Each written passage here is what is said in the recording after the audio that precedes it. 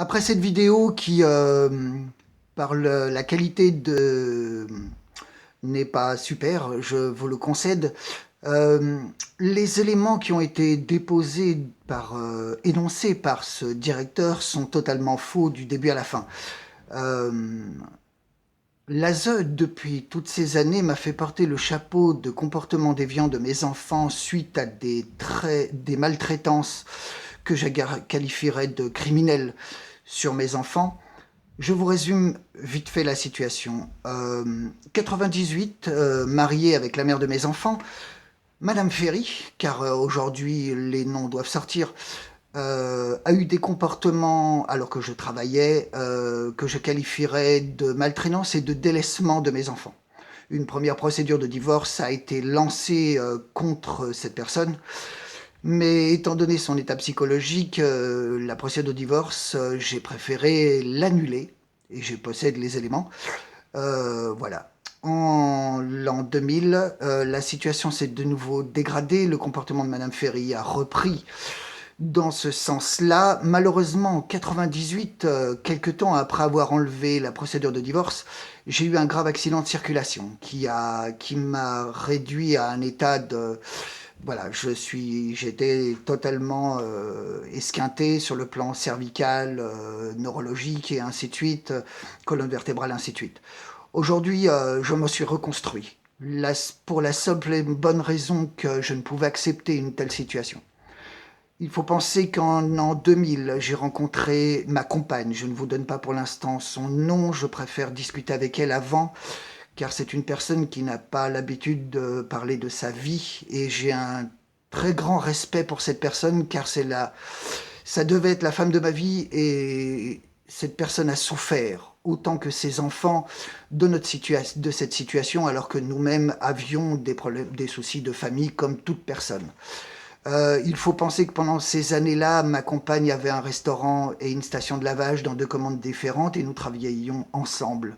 Ma compagne a fait une très grave dépression nerveuse car mon état s'est dégradé. Il faut penser que quand je rentrais le soir du travail, j'avais les filles de ma compagne qui avaient perdu leur papa depuis pas si longtemps que ça et avec qui j'avais de très bonnes relations. J'avais une vraie famille, ce que je n'avais jamais réellement eu. Et il faut penser que les jours où j'avais des rendez-vous, j'étais traité comme un pédophile, c'est-à-dire mes enfants avaient des comportements déviants sur le plan sexuel à un point qui dépasse l'entendement. Ces personnes se sont permis, lors d'auditions, de stipuler que si mes enfants étaient capables de faire ça, c'était très certainement parce que je leur avais fait le tout avec le soutien de la mère des enfants qui, à la base, était la responsable. Or, personne n'a reconnu cet état de fait. L'ASE qui stipule systématiquement que c'est à cause des juges et que c'est les juges qui décident, c'est faux. Après autant d'enquêtes, d'analyses, de beaucoup d'affaires, il apparaît que les juges motivent par rapport à ce que l'ASE stipule. Le nombre de personnes victimes de ce type d'agissement, c'est-à-dire une machination, c'est-à-dire euh, comment je pourrais dire, trafic des informations, modification des informations, au point et manipulation des enfants, au point à ce que ces enfants touchent le fond. Mes enfants, comme je vous l'ai stipulé dans la première vidéo, ne savent limite à peine lire et écrire, surtout ma fille, qui est vraiment dans un cadre et dans un état sur le plan mental qui est déjà inquiétant, mais qui risque de se dégrader encore. Il apparaît que après autant d'années, j'ai fait en sorte de pouvoir apporter le maximum d'éléments. L'enregistrement que je vous ai déposé a été surtout parce que les gendarmes étaient présents et qu'il fallait absolument que le procureur ne puisse se défausser. Le prochain rendez-vous que je vous mettrai est un rendez-vous qui s'est fait avec Madame Danglars, justement en présence de Monsieur euh, Gaëtan Noailly, un de mes amis, est témoin de cette affaire, afin que je lui ai déposé les documents qui justement étaient les précurseurs, on va dire, de la procédure judiciaire. Il faut penser qu'en 2015, c'est ma fille qui m'a supplié de la sortir de là, car elle subissait des pressions même au CNP, où au lieu de parler de ses pathologies et de son bien-être, les seules discussions qu'il y avait, c'était les personnes de l'ASE, Madame Clarisse Chapuis, qui d'ailleurs, je tenais à préciser, a essayé limite de me séduire, et malheureusement pour cette personne, je possède aussi des preuves, mais elles seront vraiment données en dernier ressort.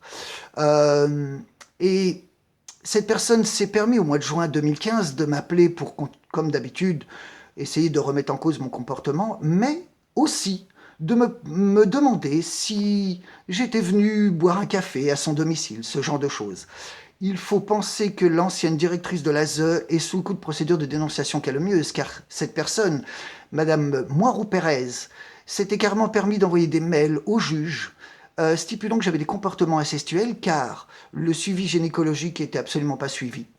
Il n'y avait rien, alors que ma fille avait déjà des problèmes de suivi, étant donné que ses règles avaient démarré, comme tout enfant de cet âge-là, et alors que je n'avais aucune intention d'être présent lors des consultations. Et il faut penser qu'aujourd'hui, la juge est persuadée que je suis un danger. C'est écrit noir sur blanc. Elle ne motive même plus les décisions. Les jugements ne font qu'une feuille.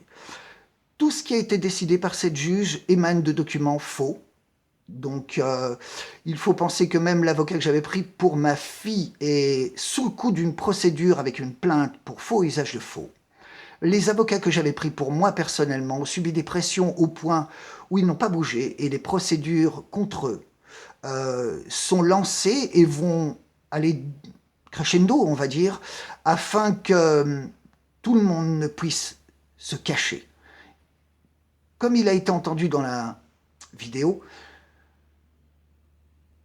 tout ce qui se passe, c'est la seule chose qui fait qu'aujourd'hui, je suis en vie.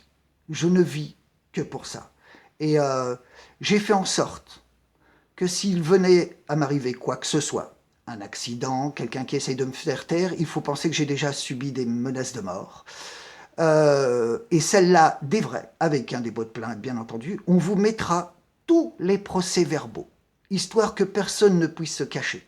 Nous avons monté un collectif, et il faut penser, j'en reviens à la compagne que j'ai perdue, nous nous sommes réinsérés professionnellement tous les deux, et nous avons vendu les sociétés pour pouvoir continuer à exister. Malheureusement, ces gens-là nous ont détruits. Et à ce jour, il ne reste plus rien. Absolument plus rien. La seule chose qui fait qu'aujourd'hui, la vie vaut encore le coup d'être vécue, c'est un besoin indescriptible de justice. Je suis peut-être un des seuls parents à avoir mis en place une telle procédure, une telle enquête, un tel investissement et une telle investigation. Je ferai en sorte que d'autres parents confrontés à des personnes de la région Rhône-Alpes, dont je possède un paquet de noms de personnes d'ASE déjà incriminées, de la Maison du Rhône de Saint-Genis-Laval, de la Maison du Rhône de Saint-Fond. Aujourd'hui, mon fils est dans le cadre d'une procédure de protection majeure et je ne suis pas reconnu comme étant le tuteur légal de mon enfant pour encore ces mêmes raisons. Je vais faire appel, bien entendu. Comme vous l'avez compris, aujourd'hui, contrairement à toutes les procédures que j'ai pu analyser où les personnes font appel, et c'est inévitable, vu la complicité entre les services de justice et de l'État qui devraient être théoriquement indépendants, est arrivé à un tel point qu'aucun appel ne fonctionne. Étant donné que les parents ne vont jamais ni à la cassation, et quand ils vont à la cassation, le dossier est très peu correctement monté, étant donné qu'il est fait via des associations qui ne savent pas vraiment comment faire, car elles n'ont pas l'écho. J'ai fait en sorte de passer 10 ans à étudier le droit. Aujourd'hui, les procédures vont être tout azimut. Administratif, constitutionnel, pénal et civil. Il faut penser qu'aujourd'hui, les éléments que j'ai peuvent faire en sorte qu'un procureur tape du poing sur la table en considérant que je fais chier mon monde, excusez-moi l'expression, et qu'il faut me mettre en garde à vue, ou ainsi de suite. J'ai fait en sorte que l'intégralité des enregistrements soit diffusée à toutes les personnes que je connais, et même de ceux que personne ne sait. afin que s'il m'arrive quoi que ce soit ou qu'on s'en prenne à moi, les informations puissent être diffusées. Je tenais à ce que vous soyez indulgents, je vous le demande, car je ne prépare aucune des vidéos. Je tiens à ce que, même si c'est un peu brouillon, je préfère que l'émotion passe et que ma rage d'arriver à ses fins soit ressentie. Je vous mettrai les prochains enregistrements sur la chaîne YouTube, le temps qu'on numérise correctement les enregistrements, qu'ils soient audibles. D'ici là, je vais prendre contact avec l'intégralité des journalistes que j'ai pu rencontrer. J'ai été en relation avec Laurent Doulsan de France Info, je vais le relancer, car les journalistes ne veulent pas s'investir tant que les associations et le parquet ne poursuivent pas. Donc je fais en sorte, moi, que le parquet poursuive dans les plus brefs délais et assez rapidement. Il se peut que le parquet se rebiffe, mais aujourd'hui, les éléments que j'ai font que même si le parquet venait à se rebiffer, j'aurais de quoi mettre en cause le parquet. Il faut penser que j'ai eu accès aux documents suite au fait que j'ai récupéré ma gamine suite à sa demande et que nous sommes rendus auprès de la gendarmerie de Saint-Genis-Laval, dans le Rhône. Ces personnes, nous les avons eues au téléphone 5 jours avant avec les témoins qui ont enregistré, bien entendu, nos conversations. Il faut penser que j'ai été mis en garde à vue, ma fille a été entendue, mais le pire, c'est que j'ai accédé aux soins transmis qui émanaient du parquet, sans numéro de parquet, sans aucune possibilité de savoir quel est le procureur qui a tamponné les documents, et le fait que la juge des enfants, Madame Angot Michel, juge pour enfants au TGI de Lyon, a poussé à ce que moi, je puisse être inquiété. Sachez qu'aujourd'hui, je suis tout à fait prêt à supporter des accusations de la part de cette juge et de ceux auparavant, bien entendu, pour, je me rappelle plus du terme, contre un juge. Je suis prêt à supporter toutes les actions contre moi. Moi, de toute façon, aujourd'hui, mon état physique est ce qu'il est. Je pense que si je venais être incarcéré, je n'y survivrais pas.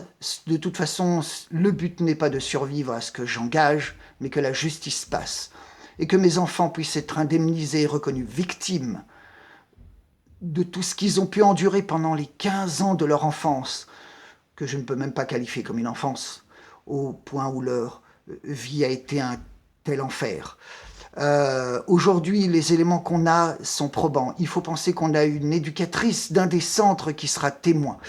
Et nous ferons en sorte de vous présenter le maximum de dépôts. Je vais vous mettre sur la page Facebook, étant donné que c'est des documents, l'intégralité des témoignages des personnes de mon côté, afin que vous preniez conscience de la personne que je suis, car je pense qu'il faut absolument qu'une situation objective se mette en place et que vous soyez capable d'appréhender qui je suis, quelle personne je suis, et que vous fassiez votre propre opinion sur le père que j'étais et que je suis, malgré le fait que je n'ai pas accès à mes enfants.